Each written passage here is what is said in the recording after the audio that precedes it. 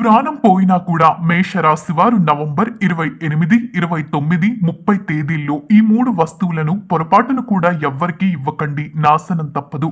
దరిద్రం వెంటాడుతుంది. మేషరాశి వారు ఏ వస్తువుల్ని పొరపాటును కూడా బయటకి ఇవ్వకూడదు అనే వివరాలు ఈ వీడియోలో తెలుసుకుందాం. అంతకన్నా ముందుగా మీలో ఎవరైనా మొట్టమొదటిసారి మా ఛానల్ని చూస్తుంటే లైక్ చేసి సబ్స్క్రైబ్ చేసుకుని పక్కనున్న బెల్ ఐకాన్లో ఆల్ని ట్యాప్ చేయండి. మీరు అనుకున్న పనులు కాక బాధపడుతున్నారా? అయితే శ్రీ రేణుక ఎల్లమ్మ తల్లి జ్యోతిష్యాలయం పూజారి గారిని సంప్రదించండి. ఎటువంటి సమస్యలకైనా ప్రత్యేకమైన పూజలు చేసి మీ సమస్యలకు పరిష్కారం చేస్తున్నారు.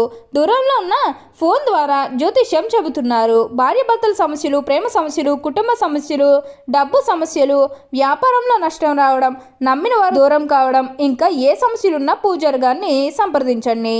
Phone number 8855533632. మేషరాశి దీనిని రాశి చక్రంలో మొట్టమొదటి రాశిగా పిలుస్తారు. అశ్విని నక్షత్రంలో 1, 2, 3, 4 పాదాల్లో జన్మించిన వారు, భరణి నక్షత్రం 1, 2, 3, 4 పాదాల్లో జన్మించిన వారు, కృతికా నక్షత్రం 1వ పాదంలో జన్మించిన వారు మనకి మేషరాశి కిందకి వస్తారు. అయితే మేషరాశి వారు ముఖ్యంగా ఈ సమయంలో అంటే నవంబర్ 28, 29, 30 తేదీల్లో ఈ మూడు వస్తువులు ఎవ్వరికీ ఇవ్వకూడదు. వాస్తవంగా మాట్లాడుకుంటే కొన్ని తేదీల్లో లేకపోతే కొన్ని తిథుల్లో కొన్ని రోజుల్లో మనం కొన్ని వస్తువులు ఎప్పుడూ బయటకి ఇచ్చేవైనా కూడా ఇలాంటి కొన్ని ప్రత్యేకమైనటువంటి రోజుల్లో కొన్ని వస్తువులు బయటకి ఇవ్వకూడదని చాలా మంది చెప్తుంటారు.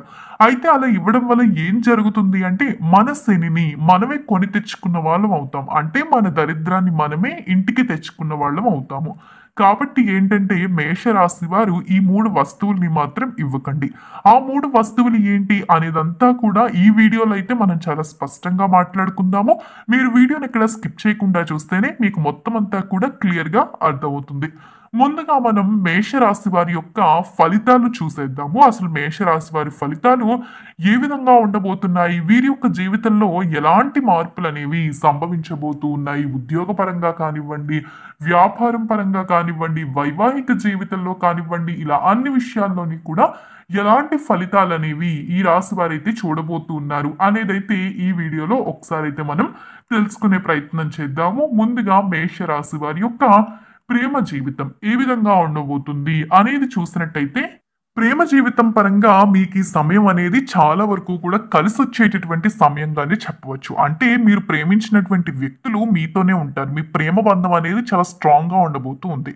అయితే ఇక్కడ ఒక విషయాన్ని మీరు గుర్తుపెట్టుకోవాలి. ప్రేమ జీవితంలో చికాకులు అధికంగా కనిపిస్తూ ఉన్నాయి. అంటే ఎప్పుడు చూసినా కూడా ఒత్తిడికి లోనయ్యేటటువంటి అవకాశాలు కనిపిస్తూ ఉన్నాయి. ఎందుకు అంటే కనుక మీరు ప్రేమించినటువంటి వారిని వివాహం చేసుకునేటటువంటి ప్రయత్నం మీరు చేసినా కూడా ఇటు మీ కుటుంబ సభ్యులు అంగీకరించకపోవడము, అటు పక్క లేకుంటే మీ కుటుంబ సభ్యులు అంగీకరిస్తే అటు మీరు ఎవరినైతే ప్రేమించారో వారి యొక్క కుటుంబ సభ్యులు అంగీకరించకపోవడం వల్ల, లేకపోతే చికాకులు వారికి మీకు మధ్య గొడవలు జరగడం, ఇలాంటివన్నీ కూడా కనిపిస్తూ ఉన్నాయి. అయితే ఇక్కడ ఒక మంచి విషయం ఏంటంటే ఎన్ని గొడవలు జరిగినా ఏది జరిగినా విడిపోవాలి అనుకుంటారు, కానీ మీ బంధం అనేది స్ట్రాంగ్ గానే ఉంటుంది.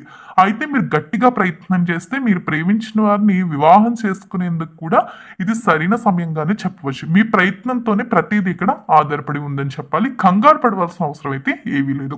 మరి ఆర్థిక స్థితి ఎలా ఉండబోతుంది అనేది కూడా మనం చూసినట్టయితే ఆర్థికంగా మేషరాశిలో జన్మించినటువంటి వారికి పుష్కలంగా ఉండబోతుంది. ఆర్థిక సమస్యలు ఏవి కూడా ఉండవు. ఆర్థిక సమస్యలకు సంబంధించినటువంటి ముప్పులు ఏవి కూడా ఉండవు. అన్నీ కూడా తొలగిపోయేటటువంటి అవకాశం కనిపిస్తూ ఉంది. మీరు ఏమైనా పెట్టుబడులు పెట్టినట్టయితే అంటే గతంలో మీరు ఏవైనా కూడా పెట్టుబడులు పెట్టినట్టయితే వాటి ద్వారా లాభాలని ఈ సమయంలోనే మీరైతే చూడబోతూ ఉన్నారు. మీరు కోరిన కోరికలన్నీ కూడా నెరవేర్చుకోవడానికి ఇది చాలా వరకు కూడా మంచి సమయంగా చెప్పవచ్చు. అయితే మేషరాశి వారు ముఖ్యంగా చాలా ప్లానింగ్స్ అనుకుంటూ ఉంటారు. వారి యొక్క జీవితంలో ఇది చెయ్యాలి, అది చెయ్యాలి, ఇది కొనాలి, అది కొనాలి అని వీరు చాలా ప్లానింగ్స్ వేసుకుంటూ ఉంటారు. అయితే కొన్నిసార్లు డబ్బు తక్కువ రావడం వల్ల ప్లానింగ్స్ అన్నిటిని కూడా ఆపేస్తూ ఉంటారు. అయితే ఈ సమయంలో మీ జీవిత కాలంలో ఎప్పటికీ కొనలేము అనుకున్నటువంటివన్నీ కూడా ఈ సమయంలో మీరు కొనుక్కోగలుగుతారు. చేయగలుగుతారు. అంటే ఇల్లు కట్టాలి అని మీకున్నా, లేకపోతే ఏదైనా స్థలం కానీ వాహనం కానీ కొనుగోలు చేసుకోవాలనుకున్నా కూడా ఈ సమయంలో మీరు ఖచ్చితంగా నిర్భయంగా అయితే చేసుకోవచ్చు. మరి ఆరోగ్యం పరంగా చూస్తే అనారోగ్య సమస్యలు కనిపిస్తూ ఉన్నాయి.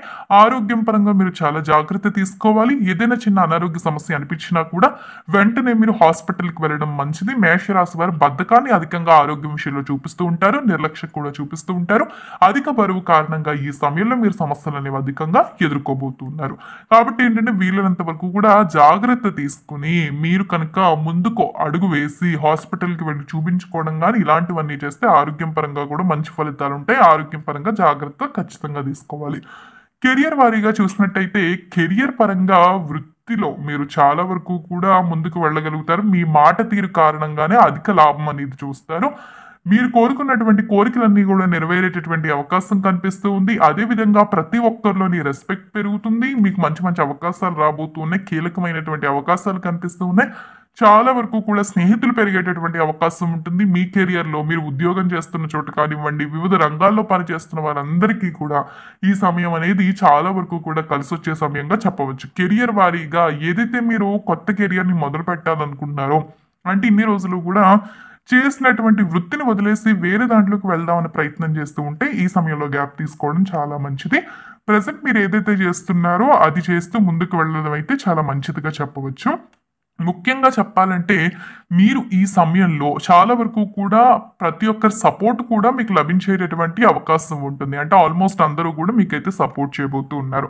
అయితే మిగిలిన విద్యా జీవితం పరంగా కానివ్వండి, కుటుంబ జీవితం పరంగా కానివ్వండి ఎలా ఉండబోతుంది అనేది చూసే ముందు అసలు ఈ మేషరాశి వారు నవంబర్ 28, 29, 30 తేదీల్లో అసలు ఏ 3 వస్తువులు పొరపాటును కూడా బయటికి ఇవ్వకూడదు అనేదైతే మనం స్పష్టంగా తెలుసుకుందాము. దేవుడికి సంబంధించినటువంటి పుస్తకాలు మాత్రం బయటికి ఇవ్వకండి, ముఖ్యంగా ఈ రోజుల్లో. అదే విధంగా కొన్ని రంగులకి సంబంధించినవి కూడా బయటికి ఇవ్వకూడదు. ముఖ్యంగా ఎరుపు రంగుకి సంబంధించినటువంటి వస్తువులు కూడా ఈ సమయంలో బయటకి అయితే ఇవ్వకూడదు.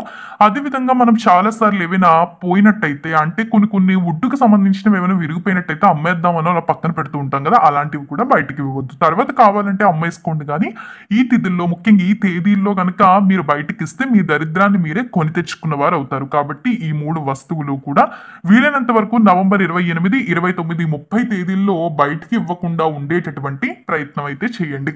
ఇక ఫలితాల్లోకి వెళ్ళిపోదాము. మరి విద్యా జీవితం పరంగా ఏ విధంగా ఉండబోతుంది మేషరాశి వారికి అనేది చూసినట్టయితే కనుక విద్యా జీవితం పరంగా చాలా వరకు కూడా మంచి మార్పులు అయితే కనిపిస్తూ ఉన్నాయి. మీరు శ్రద్ధతో కనుక చదివినట్టయితే కనుక మంచి మార్పులు అనేవి మీరు ఖచ్చితంగా ఆశించవచ్చు.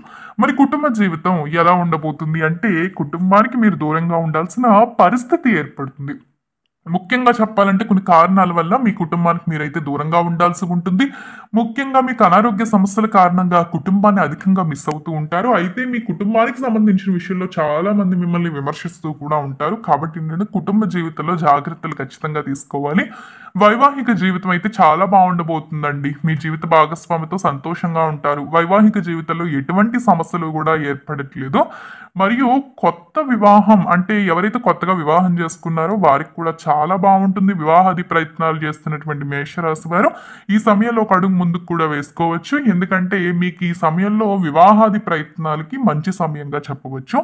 ఇంక ఇదే అండి, చూసారు కదా మరి అసలు మేషరాశి వారు ఈ నవంబర్ 28, 29, 30 తేదీల్లో ఏ వస్తువు బయటకి ఇవ్వకూడదు అనేది, అదేవిధంగా ఫలితాలు కూడా తెలుసుకున్నారు కదా. ఈ వీడియో నచ్చితే లైక్ చేయండి. మీ ఫ్రెండ్స్లో కానీ ఫ్యామిలీ మెంబర్స్లో కానీ ఎవరైనా కనుక మేషరాశి వారు ఉంటే వారికి కూడా షేర్ చేయండి. ఓం నమః శివాయ.